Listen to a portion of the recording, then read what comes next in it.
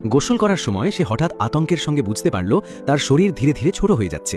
হাতে থাকা বিয়ের আংটিও খুলে মাটিতে পড়ে গেল। একসময় 1 মিটার 80 সেন্টিমিটার লম্বা মানুষটি এখন 1 মিটার 60 সেন্টিমিটার লম্বা স্ত্রীর চেয়েও খাটো হয়ে গেছে। প্রথমে পল ভেবেছিল বয়সের কারণে এমনটা হচ্ছে, তাই বিষয়টিকে গুরুত্ব দেয়নি। কিন্তু সময়ের সঙ্গে সঙ্গে তার শরীর আরও দ্রুত ছোট হতে লাগল। মাত্র কয়েকদিনের মধ্যেই সে বাড়ির বিড়ালের চেয়েও ছোট হয়ে গেল। বিড়ালটিও তাকে শিকার ভেবে প্রতিদিন তাড়া করতে শুরু করল। স্বামীর নিরাপত্তার কথা ভেবে স্ত্রী বাধ্য হয়ে বিড়ালটিকে বাড়ি থেকে বের করে দিল। কিন্তু তাতেও পলের শরীর ছোট হওয়া বন্ধ হলো না। কয়েকদিনের মধ্যেই সে ইঁদুরের সমান হয়ে গেল। তখন স্ত্রী আর তাকে নিজের পাশে বিছানায় ঘুমাতে সাহস পেল না। রাতে ঘুমের মধ্যে ভুল করে তাকে চাপা দিয়ে ফেলতে পারে এই ভয়ে। তাই বাধ্য হয়ে পল মেয়ের খেলনা ঘরে থাকতে শুরু করলো, যেটা সে নিজেই একসময় বেটন গেমে নিজের টাকা দ্বিগুণ করার পর কিনেছিল। এখন তাকে সেখানেই থাকতে হয়। বেটন গেমে এখন ভার্সন 3, তাই লাভ করাও খুব সোজা। তাই আপনারাও চাইলে পিন কমেন্ট চেক করুন। প্রথমে বিষয়টি তার কাছে মজার মনে হলেও খুব শীঘ্রই ভয়ঙ্কর বিপদ নেমে এলো। একদিন স্ত্রী আর মেয়ে বাইরে যাওয়ার পর বাড়ি থেকে বের করে দেওয়া বিড়ালটি আবার বিড়ালের ছোট দরজা দিয়ে ভেতরে ঢুকে পড়ল। বিড়ালটিকে দেখেই পল ভয়ে দিশেহারা হয়ে গেল। দৌড়তে গিয়ে অসাবধানতায় মেঝেতে পড়ে থাকা মাছ ধরার হুকে গিয়ে আঘাত পেল। তার পেট থেকে রক্ত ঝরতে শুরু করল। রক্তের গন্ধ পেয়ে বিড়ালের শিকারের প্রবৃত্তি আরও জেগে উঠল। পল তাড়াতাড়ি একটি সেলাইয়ের সূচ হাতে তুলে অস্ত্র হিসেবে ব্যবহার করতে চাইল, কিন্তু এতে কোনো লাভ হলো না। পরের মুহূর্তেই বিড়ালটি তাকে আক্রমণ করতে ছুটে এলো। প্রাণ বাঁচাতে পল দ্রুত লুকিয়ে পড়ল, কিন্তু বিড়ালটি থাবা ঢুকিয়ে তাকে খুঁজতে লাগলো। পালাতে গিয়ে পল অসাবধানতায় বেসমেন্টে পড়ে গেল।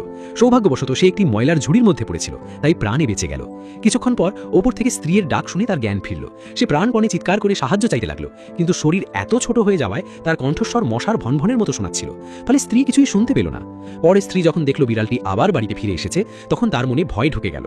সে ভাবল বিড়ালটি হয়তো পলকে খেয়ে ফেলেছে, তাই রাগে বিড়ালের পেছনে দৌড়ে গেল প্রতিশোধ নেওয়ার জন্য। দূরে চলে যেতে থাকা স্ত্রীকে দেখে পল ভীষণ অসহায় বোধ করল। হতাশ হয়ে এক কোণে হেলান দিয়ে ঘুমিয়ে পড়ল।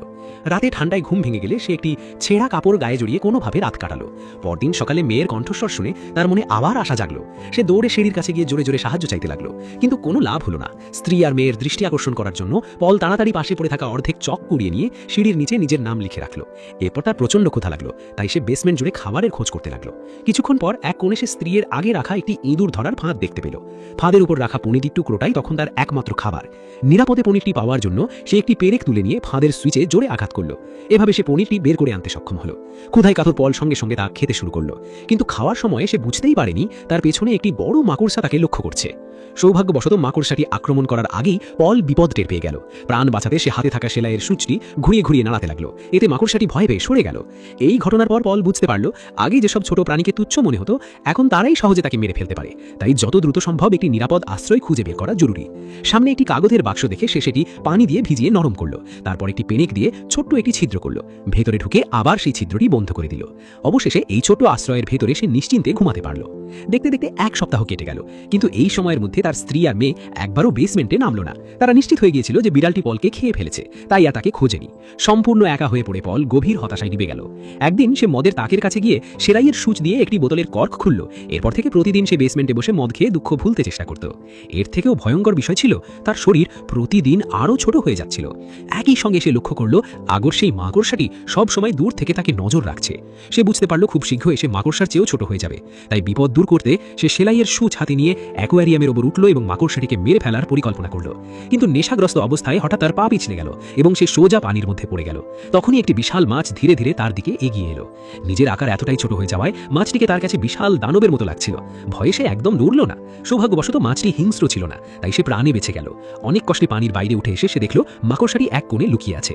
সঙ্গে সঙ্গে সে একটি বোতলের ঢাকনি টেনে নিয়ে গিয়ে সেটি দিয়ে মাকড়সাটিকে আটকে ফেলার চেষ্টা করলো, কিন্তু মাকড়সাটি খুবই সতর্ক ছিল। মুহূর্তেই সে তাকে দেখে ফেলল। তখন পল বাধ্য হয়ে ঢাকনিটি ফেলে দিয়ে সেলাইয়ের সূচ হাতে মাকড়সার সঙ্গে লড়াই শুরু করলো। কিন্তু সে মাকড়সার শক্তিকে অনেক কম ভেবেছিল। দীর্ঘ লড়াইয়ের পর পলও গুরুতরভাবে আহত হয়ে পড়ল। মাকড়সাটি তাকে এক কোণে চেপে ধরল। শেষ পর্যন্ত সেটি তার উপর ঝাঁপিয়ে পড়ল। ঠিক সেই সংকটময় মুহূর্তে পল মাটিতে পড়ে থাকা একটি কাঠি হাতে পেল। সে প্রাণপণে সেটি মাকড়সার মাথার দিকে আঘাত করতে লাগলো। অবশেষে মাকড়সাটি পিছিয়ে গেল এবং পল অল্পের জন্য প্রাণে বেঁচে গেল। আবার আক্রমণ ঠেকাতে সে তাড়াতাড়ি কিছু কাগজের টুকরো জড়ো করলো। এরপর একটি দেশলাইয়ের বাক্স খুঁজে এনে আগুন জ্বালানোর চেষ্টা করলো, যাতে আগুনের ভয়ে মাকড়সার কাছে না আসে।